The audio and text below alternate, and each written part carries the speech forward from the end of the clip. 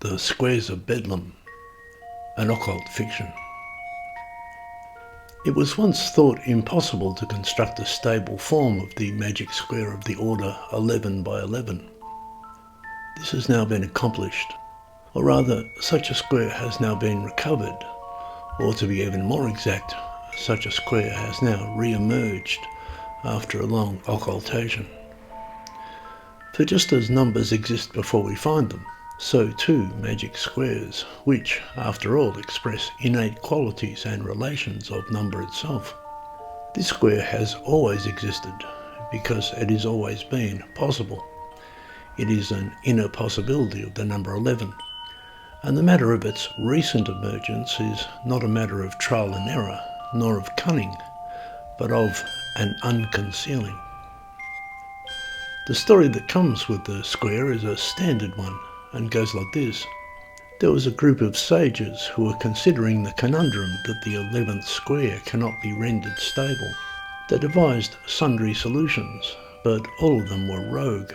Some of them were dangerous. Then along came a madman. He saw the problem, picked up a pencil, and without any hesitation he completed the numbers in their perfect felicity.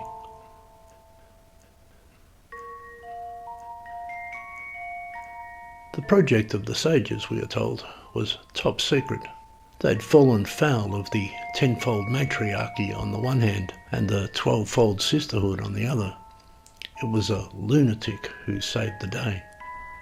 The resulting cameo, known as the Squares of Bedlam, a misnomer, is a classical magic square with all vertical and horizontal sums equaling 671.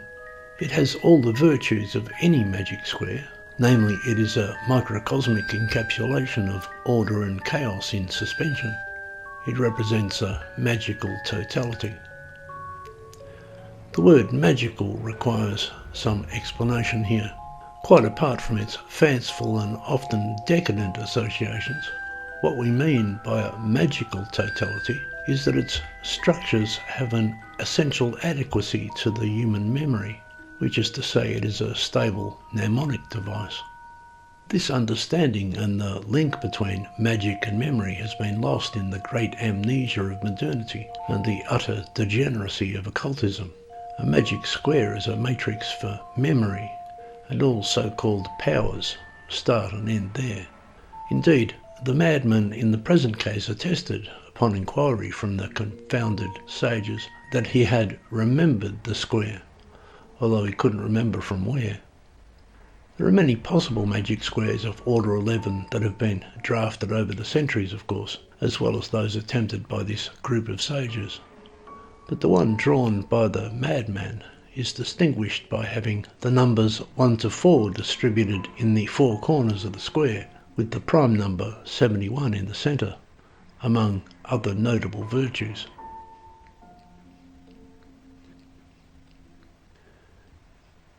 This felicitous arrangement lends it a stability not characteristic of order 11 squares, which have long been regarded as fugitive and untamed, if not actually infernal.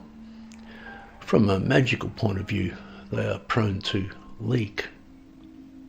Another way of saying this is that the Squares of Bedlam, so called, lend themselves to a stable and coherent memory palace, a structure that can be used for the cultivation of memory, the arts of mnemonics. Some squares are not suitable for this. They leak and won't hold memories, as it were. This is why, in Western occultism, certain squares of orders 3, 4, 5, 6, 7 and so on have been canonized, even though many others are possible. The modern occultistas fail to understand the first thing about magic squares, namely that their purpose, in the first instance, is mnemonic. The magus must first construct a memory palace, which is then the foundation for other operations. We must go back to Gordon Brown, or Giordano Bruno as he called himself, and others of his ilk, to find the point at which this was last understood.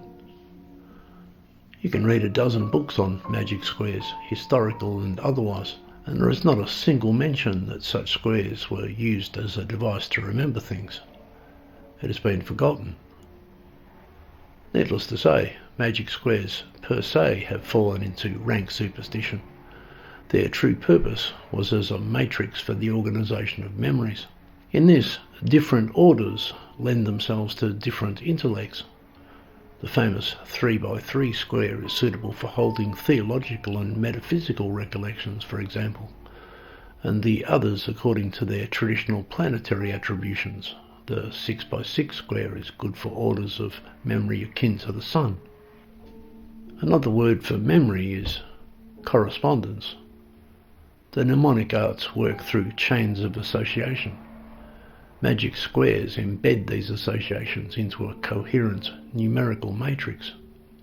In any case, squares of the order 11 by 11 have always been regarded as problematic for such purposes, and often as diabolical. The history of this mischaracterization begins in adapted Christian symbolism as the square of the Church Chthonic, representing the 11 apostles immediately after the crucifixion, during the 3 days Christ was in his tomb, thus the Church of the Underworld, or similar distortions. You don't want to tangle with the Church Chthonic. This was then aggravated by the adoption of the Kabbalah as the framework of Western occultism. The Kabbalah is a system of 10 Sephiroth, and the number 11 becomes emblematic of the Qithloth and the Hell realms. Thus did the Kabbalistic sorcerers consult Order 11 squares for the purposes of demonology. Our square, however, is outside of these precedents and is of a different nature, with a different symbolism altogether. Our madman was not a Christian, nor a Kabbalist. He was just stark raving mad and too unhinged to have any agenda. And at his best, he doesn't remember where he remembered it from. Unkempt and ragged, he was a thoroughly dissolute and indecent man. Who knows where he might have picked it up? The square he revealed to the sages, as they recognised straight away, is the most coherent and stable arrangement possible, and made all previous attempts seem feeble. There is a basic reason the Order 11 square has presented such difficulties and attracted such disdain and suspicion. It is easy enough to memorise a 3x3 square and a 4x4 and a 5x5, but at some point it becomes challenging, and in practice, Order 11 is where it gets tricky for most. Order 11 squares leak because they are hard to commit with adamantine solidity to memory. How can you impose memories on a matrix if you struggle to remember the matrix? There is no point in building a memory palace in which one gets lost. Among squares 11 by 11, the square remembered by the madman, erroneously called the Squares of Bedlam, has internal structures that make it easy to learn and to keep as a perfectly stable frame for memories, that is, correspondences. Its powers are not of the Church Chthonic, nor of the Qithloth, and it exposes qualities and potentialities of the number 11 not considered in these occult schools and traditions. There is a tradition in which the number 11 is magically wholesome, and indeed the number of magic itself, and of all things magical, and thus a number of nobility. Throughout history, this has been denied by the tenfold matriarchy and the 12-fold sisterhood. Modern occult systems are ludicrously hendecaphobic. Now that a stable form of the Order 11 square has been found, at last this quite remarkable number can be rehabilitated. Here are some of the felicities of the Squares of Bedlam, so called. First, and most essentially, it is structured by the primal numbers 1, 2, 3 and 4, placed in the four corners. This allows for the imposition of architectonic metaphors. Our memory palace has 4 solid pillars. These are readily rendered spatial, as north, south, east and west, perhaps as 4 watchtowers to a city, 4 unassailable citadels, perhaps as the street plan of a Roman town. No other order 11 square is so replete with fourness. In terms of stability, we might conceive of the four corner squares as like the four archangels that are invoked and stand guard over a magical space, as is commonly done in banishing rituals. This is what wowed the sages when they saw it. Here at last was an order 11 square, appropriately invoked and banished. The four directions, of course, are by extension the four winds, since they mark the boundaries of a cosmos, or as the other sets of four that follow from the idea that these are the building blocks of everything. This too is what the sages noticed. This square, unlike others, is a cosmos. The four primal numbers make it so. The madman's square is cosmogonic because the four elements of which the cosmos is constructed are in their primal places. It is the only arrangement of order 11 by 11 where this is possible. The magical credentials of this arrangement should be plain. A further felicity.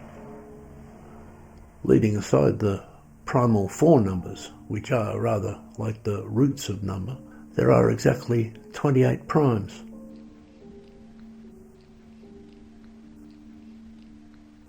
"28 is a constructive number.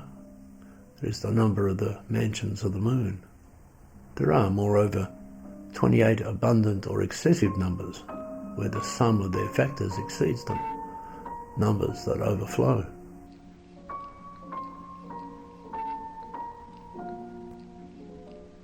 Of square numbers, there are 11.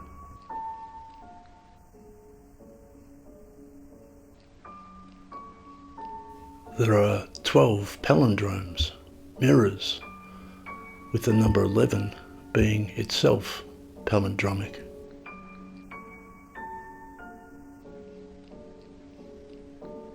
Of triangular numbers, there is half 28, a half cycle of 14.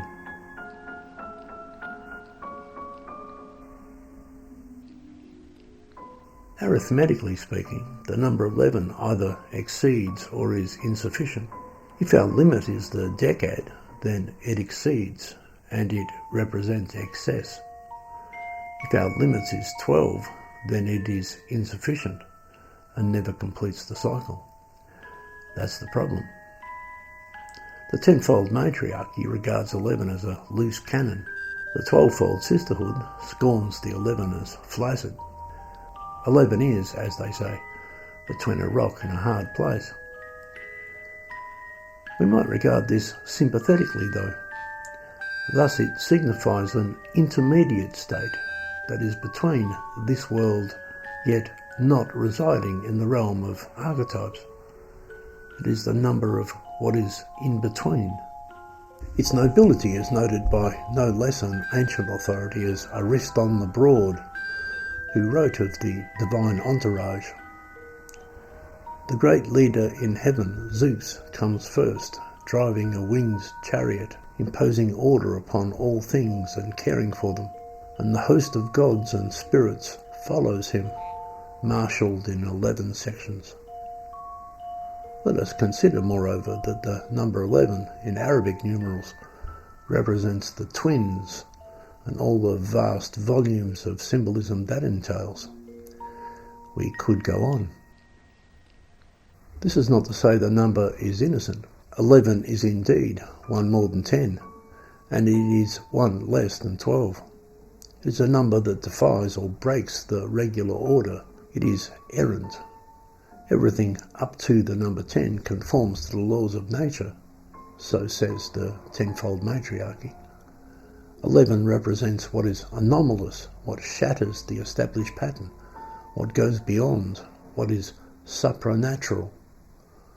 Or else it is lacking, it never arrives, according to the 12-fold sisterhood. It is energetic, certainly, the first double-digit prime.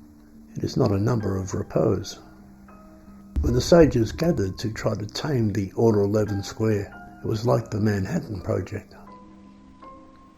The name Squares of Bedlam alludes perhaps to this disruptive energy of 11, but this particular square of Order 11, our square, the square drawn from the memory of a madman, brings the dynamic powers of the number to an ordered harmony.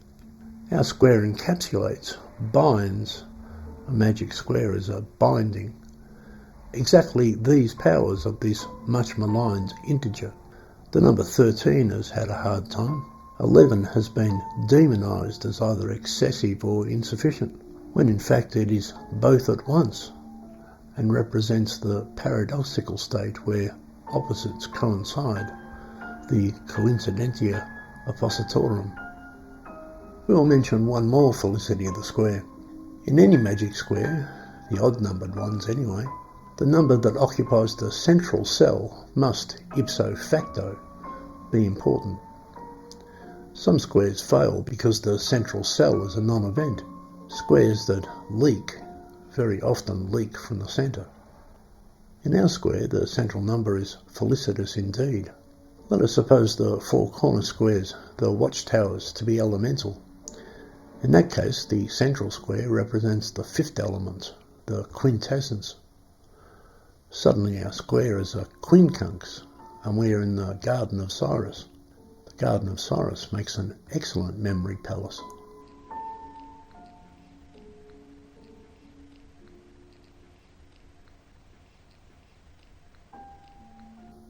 At any rate, the central cell in the madman's rendition is 71. This is the number of days of occlusion of the great star, all-seeing Sothis, or approximately so, because just as the number 11 mediates between 10 and 12, so 71 mediates between 70 and 72. Both are numbers of what is in between. Throughout occult traditions we find a strange ambivalence, even a confusion, between the numbers 70 and 72. How many disciples were there in all? Some say 70, some say 72. How many members of a Sanhedrin? How many demons did Suleiman command? Notice that these are cases of forgetfulness. Within minutes of the crucifixion, if they were asked how many disciples there were, people were saying, "I can't remember."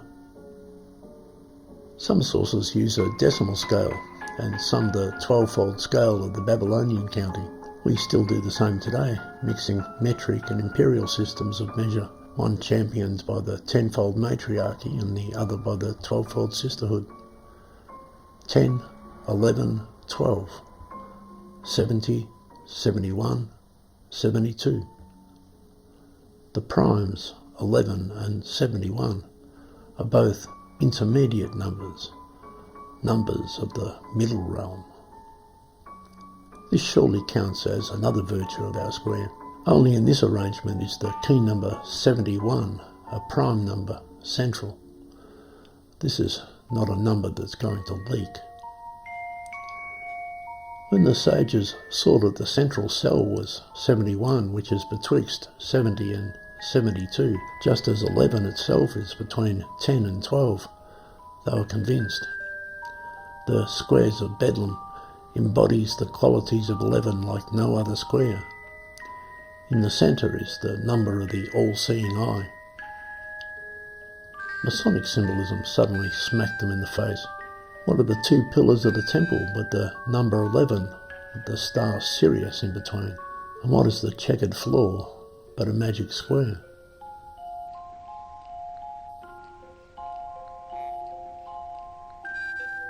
The sages knew there had to be a way. Between the 10-fold matriarchy and the 12-fold sisterhood is the 11-fold harem. The number 11 is not wayward and sinister, it's just misunderstood.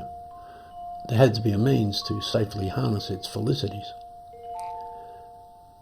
It is said that the sages had been sitting around playing Chinese checkers one night, when suddenly it occurred to them, the board has 121 holes.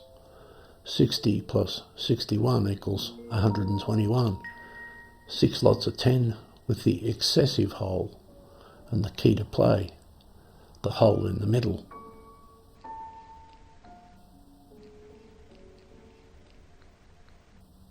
They knew from that someone before them had solved the problem of taming the fusive energies. There was a relevant Oriental symbolism, not countenanced, or rather forgotten, in the Western traditions. As usual, it was hidden in a game. But in the end, it took a madman to show them the way.